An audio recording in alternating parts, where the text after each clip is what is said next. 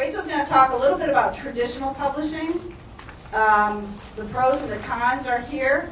The pros, obviously, what going with a traditional house buys you is the reputation. It's pretty cool. Rachel stands up here and she says, I'm published with Zondervan, a major Christian publishing house. That's quite impressive, isn't it? Look at her. Yeah? What they did for Rachel was gather an editor, although she already had some help with that. She's going to talk a lot about that. But does the cover design, the interior formatting. What you have to do, though, and these are the big cons of traditional publishing, is Rachel's going to talk about the hoops you have to go through. You have to usually find an agent, work on what's called a book proposal, or go through a query process, which sometimes take years, and it defeats a lot of authors because they face rejection.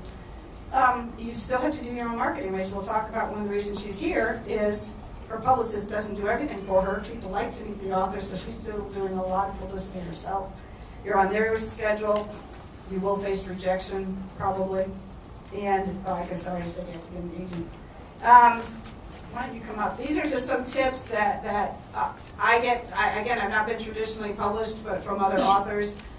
You agree? Use an agent. Go to writers' conferences. That's a lot of times how people meet agents. They do these little agent pitches, like in 5 to 15 minutes. You meet an agent who is specific for your genre, and you pitch your idea to them, see if they like it, then they go shop it to publishers.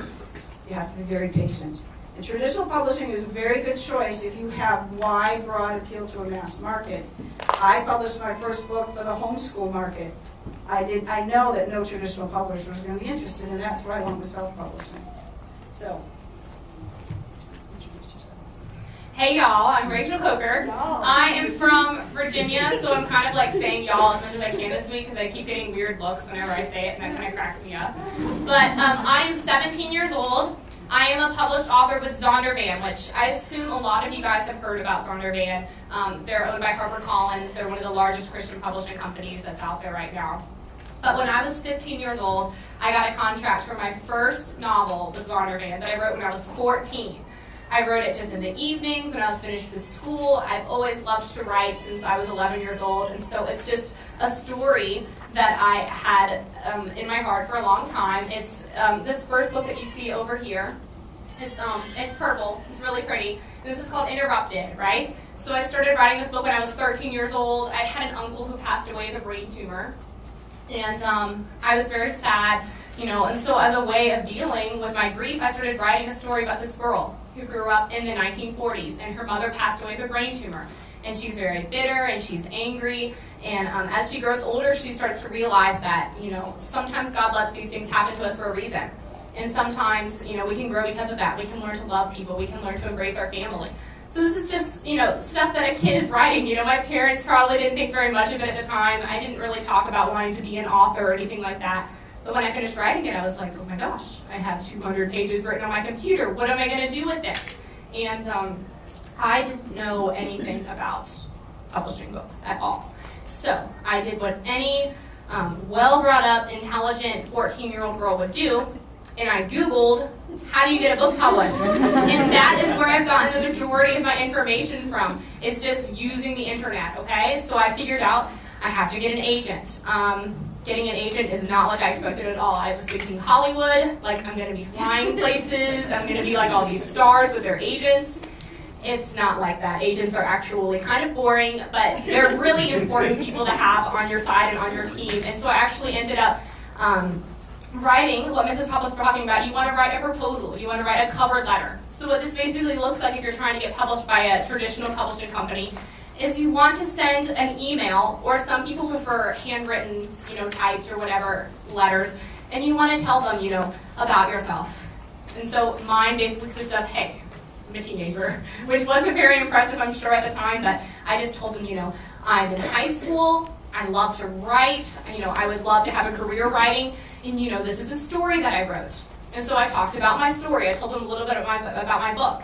And I sent it to about 20 different names that I got off the internet of respected Christian agents. And I got about 20 rejection letters back in the mail. Okay, so you guys can imagine, like most teenagers have to deal with like peer pressure and, oh my gosh, you wore that skirt 2 days in a row type of thing. And for me it was, hey, you're not a very good writer, or you're too young, or no one's interested in publishing books like the stuff that you're writing right now. So I was getting that stuff every single day. Like, that's when she said one of the cons of traditional publishing is you get that rubbed in your face a lot.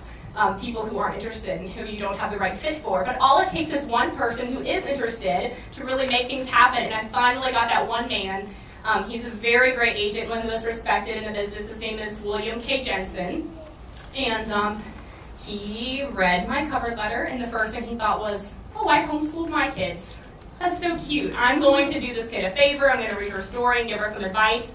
He ended up reading it, loving it, calling my mom saying, when can I sign a contract with your daughter? And before we knew it, I had a contract with an agent, and I had a contract with Zondervan. Within just a couple weeks, things were starting to come together, and it's definitely, a blessing, and I feel, I understand this doesn't happen to too many different people. I haven't heard if anyone else has happened to yet, but I'm hoping it'll happen to someone else soon.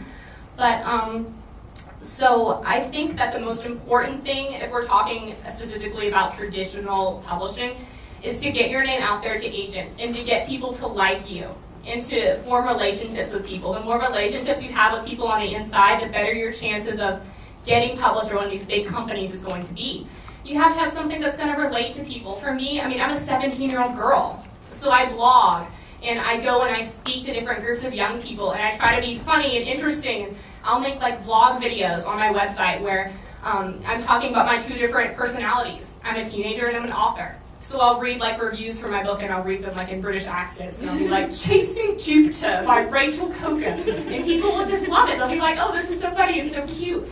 And so I think that that's a very important thing is you have to stay true to yourself, but you definitely have to be more professional and you have to deal with that idea of rejection if you're going to go after a traditional publishing company.